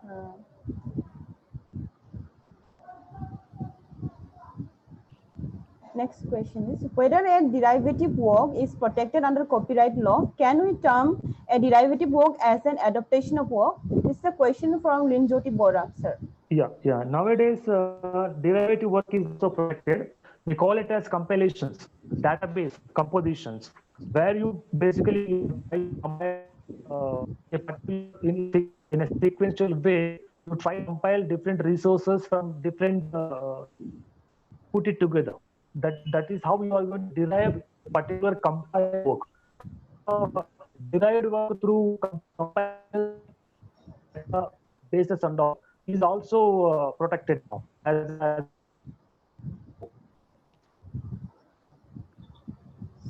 Sir? Yeah. Okay. I think the query is clear to Linjoti Bora. Next question, sir. Yeah. Science and applied science. Why this much determination in India? Sir, Discrimination. is there constitutional support for this? Yeah. Come again. Sir, Science. I'm repeating the question, sir. Science and applied science. Why this much determination in India, sir? Is there constitutional support for this? This question from Yanaka Sulubu to sir. Science and applied sciences division.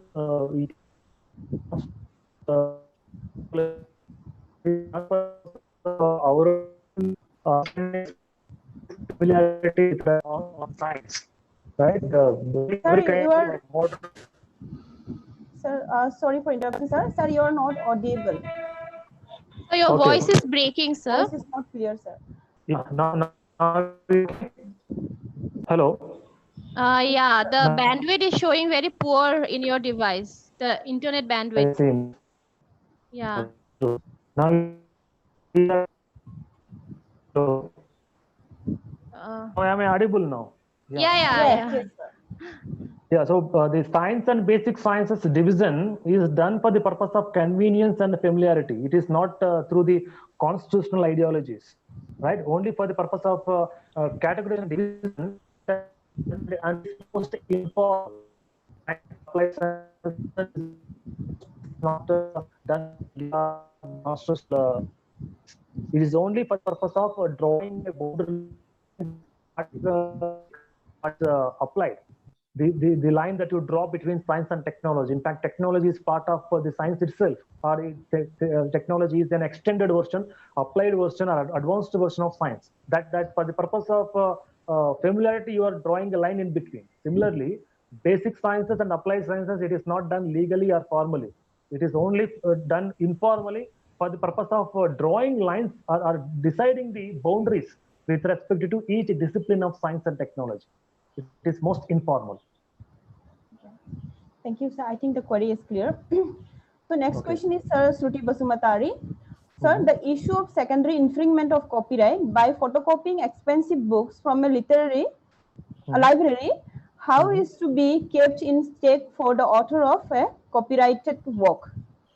Okay, so you are taking a copy through using already a copied work. By using a Xerox copy, you are trying to make further copy. That is that because that Xerox copy has been obtained from the original work, right? You may call that Xerox copy is already a derived work. From that derived work, I'm going about copying it. But the derived work is obtained through illegal means.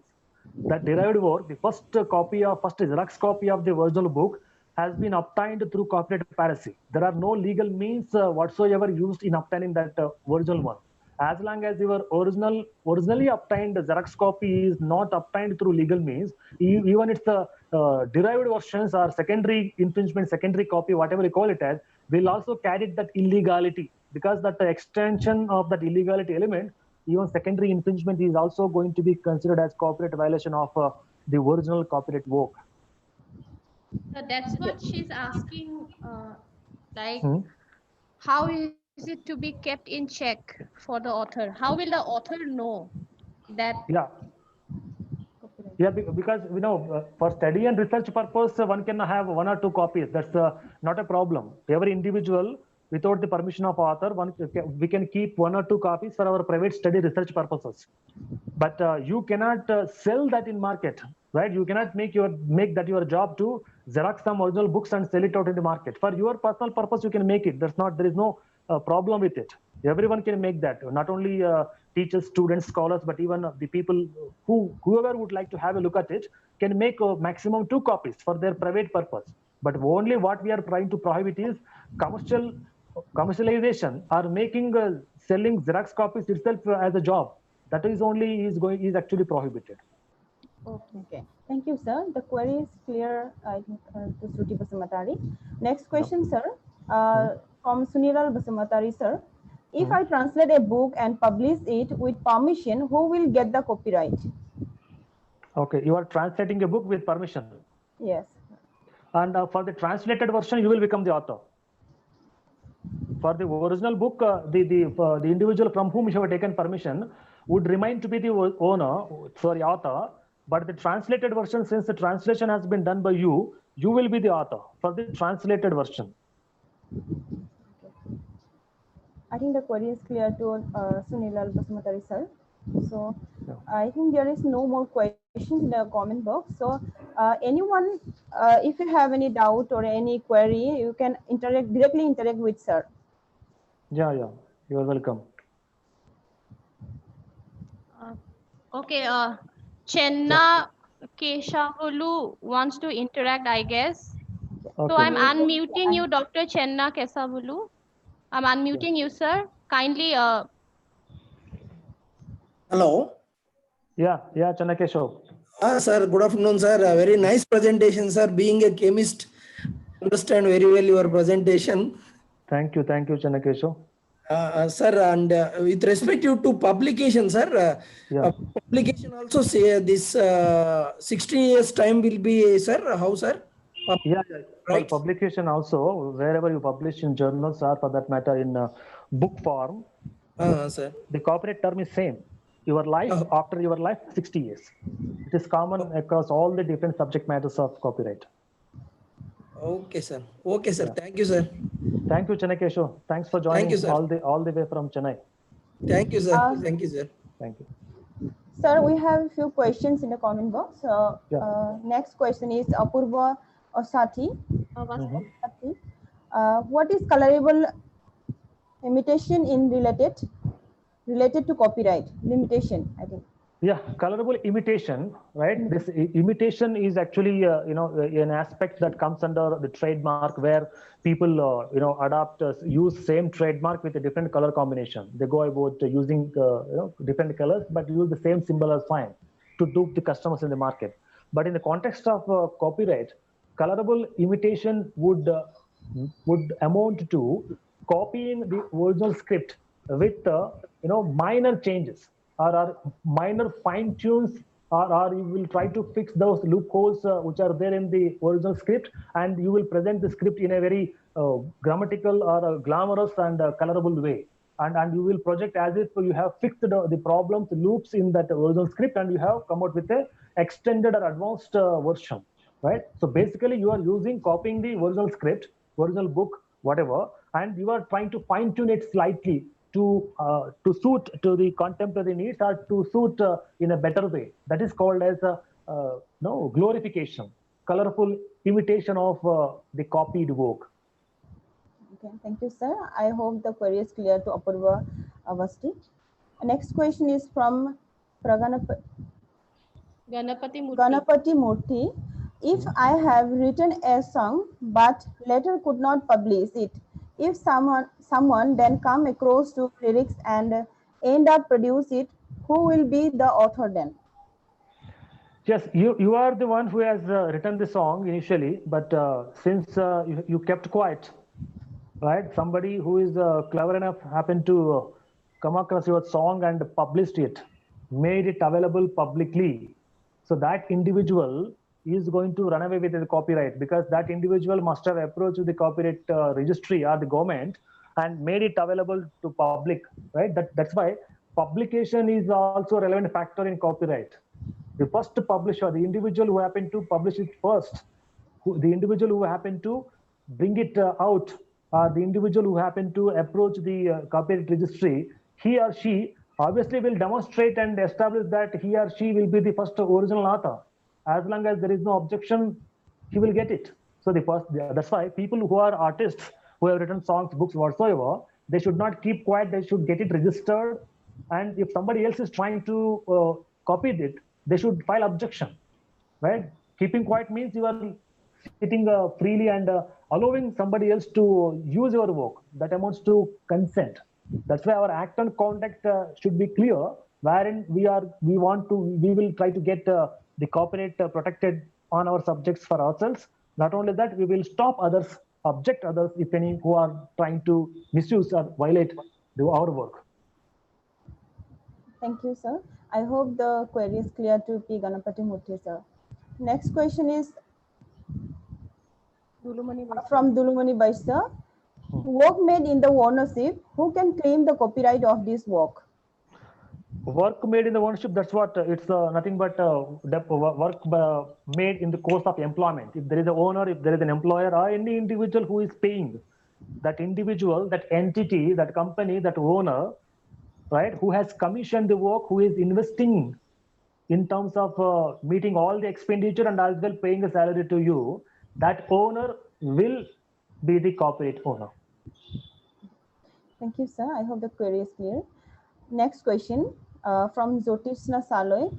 After publication of any article in any magazine, if the author wants to mention some parts of the earlier article in modified form in other article, is there any necessity to take permission from the publisher of the earlier article? Yeah, of course. Otherwise, it amounts to plagiarism. Even if you are the same author who has published that paper earlier, even if you want to copy from your own article, you have to mention, acknowledge that earlier article, even if you are the owner of it. Otherwise, if you are not the one who has published that paper, you have to take permission. Or taking permission means you have to acknowledge that individual author where from you have taken some paragraph, some sentences. Source acknowledgement it is called as. Otherwise, it amounts to plagiarism and copyright violation. Thank you, sir. I hope the query is clear to Josna Saloy. Next question is, sir, or is it Kundu? Sir, sir, can a legal hire of an author apply for copyright after death of the author? See, after the death of the author, anyhow, that legal heir will enjoy for 60 years. There is no need of him or her to apply for copyright again, because copyright will automatically fall on him or her, and he or she can enjoy copyright of their father or mother for 60 years. It's automatic on them. And the query is clear to Arijit Kundu, sir. Next question is from Deepavali Brahma. What is the difference between copyright infringement and plagiarism? Plagiarism is one form of copyright infringement. Plagiarism is a form of copyright infringement. It's a way by which you infringe the copy. It's a way by which you violate copyright. Plagiarism amounts to partially copying the original source, partially copying the source. But copyright infringement is completely or substantially copying it. But plagiarism happens when you are writing a paper or when you are writing a book, wherein you partly copy from the original source. That part copying is considered as plagiarism, and it is a form of copyright infringement. Thank you, sir. I hope the query is clear to Deepavali Verma. Next question from Gautam Bora. I think he's asking about copyright society and its function. Copyright society is all about brokers, intermediaries who actually help copyright owners in administering their copyright. Right? Their purpose and function is to help copyright owners in exploiting or using their work. They are like brokers in the stock market, like stock market brokers. They actually help the people who invest money. Like that, these corporate societies will perform as if they are the brokers. They are intermediaries. They help the corporate owners in exploiting, in the sense licensing, assigning, maintaining, right, royalty gathering, all that it happens with corporate. On behalf of the corporate owner, corporate society as their agent, they perform the function. Thank you, sir. I hope the query is clear. In addition to this question, I would like to ask, do the author or the owner do they have to be the member of the copyright society? Do they have to apply for membership? Not necessarily. If you wish, if you are capable of working out your own copyright, it's fine. If it is not possible for you to work it out on your own, I mean, assigning it, exploiting it, licensing it in whatever way you would like to, if it is not possible for you to do it on your own, then only will join a particular copyright society. It is not mandatory. Okay, sir. Thank you. Yeah. Next query is from Linjoti Bora again, sir. I have one more query. Hard work versus creativity in creation of a work. Which one is more preferable under copyright law? Creativity. Obviously, creativity is preferred. It ought to be creative enough to fetch you copyright. I have the query is clear. Next question is from Dr. Pranay Kumar Aditya, sir. How far is valid to protect copyright, prohibiting from copyright any part of the work but the work itself a composition of several other works. Okay. See, in fact, it is going by the classical copyright law, these compilations, compositions were not considered worth.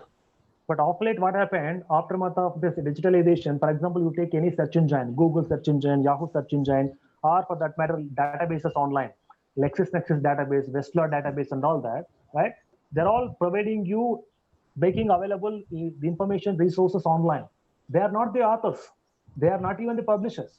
They are only providing a platform based upon which you are making yourself available, or you are drawing informations from different corners.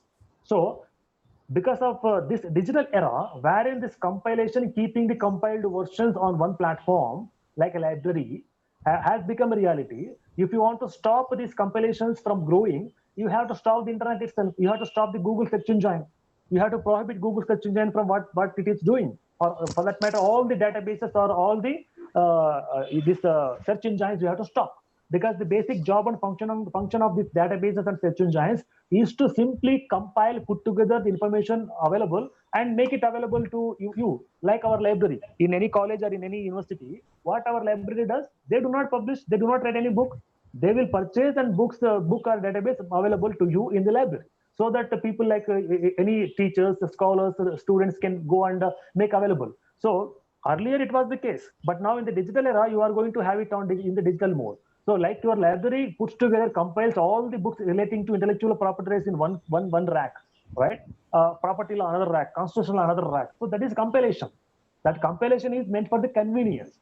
And that convenience, when it is happening in a unique way online, wherein by the fingertip you can reach out quickly, easily copy, easily download and all that, there is some amount of creativity involved in that easy, quick access, easy, quick use for that easing purpose. Creativity involved in easing your work, reducing your physical labor. For that creativity, we are giving the protection. Thank you, sir. I hope the query is clear to Dr. Pranay Kumar Aditya, sir. Next question is from Arijit Kundu, sir, again. Yeah. If it was not registered by the author during his lifetime, then can it be applied, sir? Yeah, in fact, it's a typical question. In fact, earlier to 1957, when there was no copyright in India, right? We never used to go for copyright registrations. For example, even in UK also, your Shakespeare's or Arkan Orine's writings were never registered under copyright law, right? Even without registration also, the copyright can be protected. When a particular work, book, poem, story is so very popular, when it is known to everyone around, you need not to get a certificate. If you want a certificate, even that can be obtained without the copyright registry, one can straight away go to the court of law and obtain a declaration. For example, after the death of Shakespeare's family people went to court of law and asked for a declaration saying that Shakespeare, the popular star in English literature, he never obtained any copyright registration, but as long as he was alive, people respected him and his works. Now he is no more. We don't think that people are going to respect his and his works. People will copy it. So that's why the court is hereby asked to give a declaration that since we are the kith and kin, family legal heirs of Shakespeare, we should be declared not only as his kith and kin to be eligible to carry forth the proceeds of the work that he has written, and as part of the copyright law. So one can obtain declaration from the court of law if their forefathers or their previous generations have done some work which is not registered. I have the query is clear. Next question is from Nitin Gehlot. Is there any difference between doctrine of sweat of the brow and minimal creativity? Yes, sweat of the brow doctrine is a doctrine which was prevalent under the classical copyright law, wherein when you have endured in not only conceiving an idea, and when you are the first original expressor, right? You should have sweat. You should have sweat. There should have been sweat on your eyebrow. That means you should have labored intellectually, skillfully to conceive that idea and come out with the typical kind of expression. That means you should have been the first person who has written that book or who has written that poem. Only then you would have got copyright protection, right? You should have sweated, you should have created, you should have been the individual who deployed his or her intellectual creative skills. Only that fellow will be given the copyright protection. But now we are encouraging the adaptation of it. right? You are not the original script writer. You are not the one who has written that novel, but you are the one who is going to make a movie out of it. So you are adapting that novel into movie. You are actually converting that novel into a documentary, or you are going about changing the language, translating it. So if you want to confine to set up the bro, that means the first original creator doctrine, you cannot grant protection for these adaptations from novel to documentary, skit, drama, or movie, from English to Assami, Bengali, Telugu, Kannada, like that. Those translations, adaptations, which are actually extensions of copyright law, copyright subject, you have to stop that. So in order to have the vibrant modes of copyright protection, to make adaptations, translations also to be feasible, we happen to adopt that minimum creativity. Because for adapting from a novel to make a movie, you need to be little creative, right? That conversion, that changing, right? As it is, novel cannot go into the movie script. You have to there and here you have to make some changes. That some change is minimum creativity. Similarly, from English, if it is going to be Assami, to suit Assami local, understanding, local knowledge, you will, change certain words. You will not verbatimly copy. You will not verbatimly translate from English to Assami, right? You will, to suit the local understanding, local colloquial dialect and all, you will change certain words also. That is called as minimum creativity, minimum change, minimum adaptation, minimum adaptation or innovation.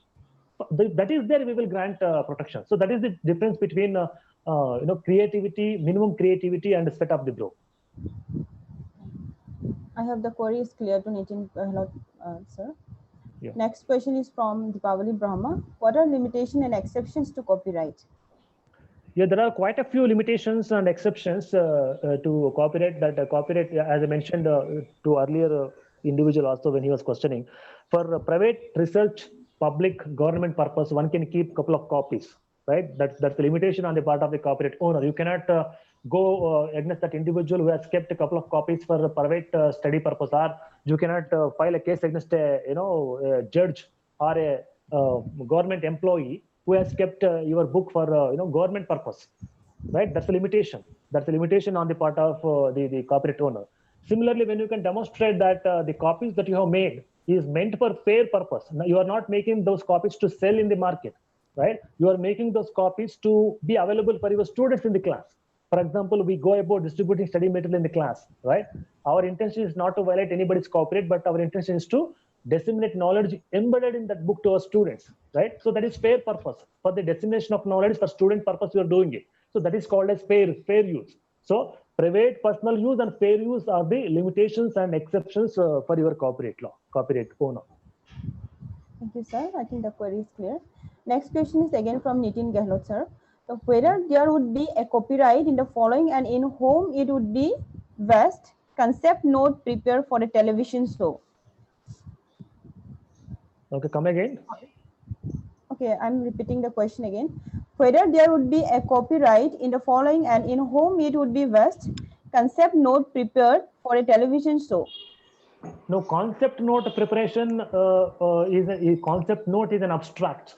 On abstract, there cannot be a copyright, but for the entire script, there could be a copyright, right? Concept note could be in a single line. It's like an abstract for your book, foreword for your book, abstract for your article. That would not fit you a copyright. You need to be the script, complete script, wherein you have to detail what dialogues each and every character would say, right? What type of background, what kind of costume they will have, what kind of furniture or the short, what type of equipment infrastructure will feature. All that put together, it will be script. Concept note may be one line, court scene, right? We are going to film a court scene in court. Who will be there? Judge, lawyer, and two people in the bones and a few people in the public. That's a simple concept note. For that, there cannot be any copyright. But if you can say what judge would say, what type of case is being argued, and who are the people who are arguing, who are the people against whom the argument is being placed, right? All that if you can spell out in a very colorable way, expressive way, that forms the script. That only can fetch you a copyright, not the concept note or abstract. I hope the query is clear. Next question is from Dr. Suranjana Kalita. If an author is not the member of the Copyright Society, then her work will be protected by the society or not? No, Copyright Society will protect only the works of their members. That's all. Thank you, sir. I think the query is clear. Next question is from Kunjalata Brahmavatari. If someone's work is reproduced with a different perspective or a similar storyline but with variations, will it go against copyright? Yeah, it is an example for colorable imitation. Same script with slight variations. So it's an example of colorable imitation, and that would go against copyright owner. Thank you, sir. I hope the query is clear. Next question is from Gautam Barua. If one takes few sentences from a write-up of other and acknowledges it by giving reference, whether then also it amounts to plagiarism? No, it doesn't amount to plagiarism as long as you're acknowledging the source where from you have taken a couple of sentences. Acknowledgement doesn't amount to plagiarism. Thank you, sir. I hope the query is clear. Next question is from Sruti Basumatari. Is minimum creativity a sort of evading infringement in the copyright law? In fact, I don't think in that way. Minimum creativity is a requirement. If you do not even prescribe minimum creativity, then the objective of copyright law will miss. You are going to miss the bus.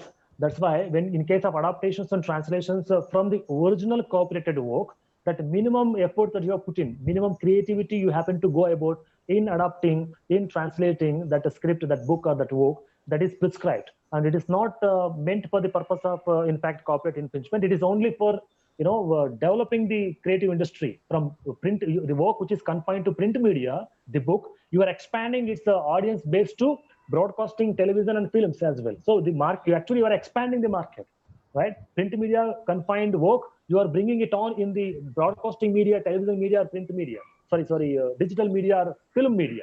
So in fact, you are expanding the market base for the original work.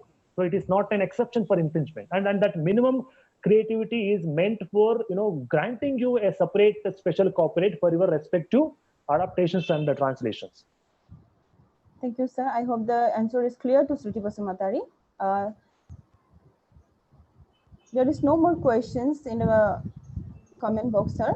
Harish sir, do you have a question, sir? Kindly unmute yourself. Kindly unmute, sir. Harish sir. Oh, you're not able to unmute? Okay. I'm giving you. Yeah. Okay. Done, sir. You can speak now. Yeah. At the outset, congratulations, Dr. Srinivaslu. Your excellent presentation. I have no personal query as such as on behalf of, for the benefit of all other participants and students there. I thought I will just put a query. Yes, sir, please. Can judges claim copyright for the judicial pronouncements, judgments delivered by them, which are not reported, which are not documented? Yes, sir. Judges are delivering judges as part of their duty, sir, as part of their performance. So there is no question of them having a copyright on judgment. If at all anybody would like to have copyright on judgment, it should be the government, because they are government employees, right? They have been deployed there by the government and they are serving the public cause. So they cannot. But the individual who compiles those judgments on a particular platform, for example, Justice Krishna Iyer, who is no more now, he happened to compile all his judgments on his own, right? And there are now, for example, the Sumit Malik of UBC and all in Delhi and all, who are around Supreme Court. They actually compile the very popular, either controversial judge or a judge who has contributed a lot. They will catch that individual and they will try to bring out a book saying that the judgments or letter of the law, whatever very attracting title they will give, and they go about compiling with a particular unique title. They do that. So they are actually doing that in a very sequential way. That how exactly that judge happened to deliver the cause of constitution, the cause of arbitration, right? Or how that judge happened to help out for the purpose of a judicial inquiry. Like that, some title they will choose. They will go about some slight creativity in that, and they will go about publishing those judgments with their own case commentary, right? Their own commentary in the footnote, or sometimes they will take other retired judges or existing lawyers whatsoever. So they will try to add something into it. That minimum creativity what they will have, and that if it is done by the private individuals outside the court, it is allowed. But the same judges who are the government employees, they cannot do it, sir. I'm an advocate practicing in Bangalore and a Oh, I guest see, sir. faculty in several colleges. This was Oh, for nice. the benefit of other participants. I have a last thing. Who is Yes, got sir. copyright for the Indian national anthem? Sir, Indian national anthem, it is a public, work on Indian national anthem. Since it is a public spirited work and it is part of the Indian now heritage or the sovereignty, whatever you call it as. On that, there cannot be any copyright as such. But that individual who is from Andhra Pradesh, who has written including Vande Mataram, your Jana Gana Mana, and even that flag of national flag, people talk about it. That because there is some amount of creativity, artistic work, that literary work, all that is involved in all these nationally relevant things, national anthem, national flag, and all that. But typically speaking, copyright law is meant for protecting individual private monopolism. It is not meant for protecting public works or the works which are meant for the public, public recourse. So there cannot be any such copyright on such national interests. I know, but in case of R.K. Narayan, you mentioned though the act was not there when R.K. Narayan's work was done, Shakespeare's work was done. Even Rabindranath Tagore's work on national anthem was there before 1950, before Correct. it was first sung in 1911 in the National Congress session. True. So Very in true. that case, couldn't Rabindranath Tagore have claimed the copyright for the national anthem because it was there prior to India becoming republic also. This was a work done prior to India becoming a republic, after which the national anthem was adopted. Janaganama was adopted as the national anthem. Correct, sir. You rightly said it. Before it became the nationally relevant, poem, song, or for that matter, flag, they were individuals. So individually they could have claimed, and if at all they would have claimed and got copyright registered, when they became nationally relevant subjects, government would have acquired it back by paying compensation whatsoever. Government has got every right to acquire it from anybody, anywhere. And so in that case, as I mentioned, as you also acknowledged, these R.K. Narayans, Shakespeare, or Rabindranath Tagore and all that, when they were individuals, when they were not icons, they were individuals. As individuals, they could have got it registered. And the fact that there was no law at that point of time to provide registration, their kith and kin could have gone directly to court of law to seek declaration. Yeah, but by the time their kith and kin realized, it has become part of the national agenda and or it has nationally come on relevant. public domain. It Yeah, has public already domain. become on public domain. This was sir, just for creating curiosity and for the benefit of other students who are participant. I wanted to raise this. This is a tricky issue which has been now and then being raised. So that's why. Yes, sir. Thank you, sir. Thank you so much. Nice interacting with you, sir. Thank you, sir. Thank you, Harish, sir. Thank you. Pleasure, sir. Pleasure. Thank you, Preeta. And Harish sir, thank you again for pitching in and creating curiosity among the participants.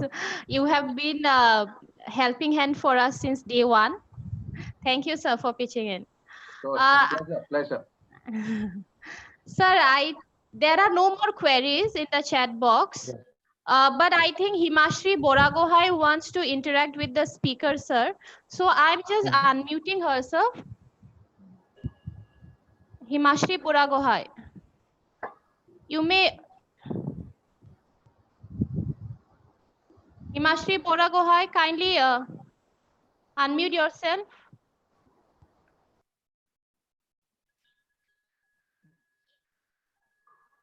Himashri Boragohai, you may speak now.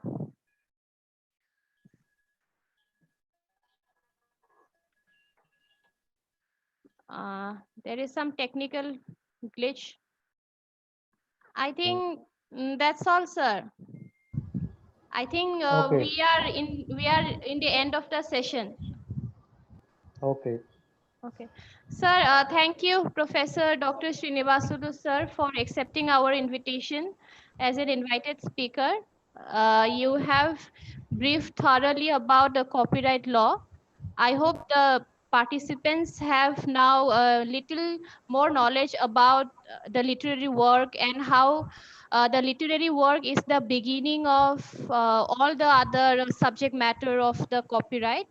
And I believe that from now, today onwards, we'll spend some more time in understanding the IPR law and especially the copyright law, because it is really beneficial, or it is really helpful to understand for the students and teachers when they are interested in writing any articles or any kind of books. So thank you, sir, for enlightening us about copyright law. And thank you, participants, for your queries. Your queries have helped all the other participants learn more. We expect for your cooperation and patience for another day. Tomorrow we have session on trademark, which will be taken by Professor Ramakrishna of NLSIU Bangalore. One more day to go, and hoping for your cooperation. And Harish sir and Srinivasulu sir, if you have time to join tomorrow, then kindly. I'll come into Yeah, Sunday. yes, sir. So, yeah, thank you, Harish, sir, for pitching in. With this, Thank you. we end today's session. And participants, the feedback and MCQ will be available to you by 1 p.m. Uh, with this, thank you, sir, once again. Thank you, one and all. Thank you, one Thank and all. you. Thank you, Thank sir. you. Thank you, sir.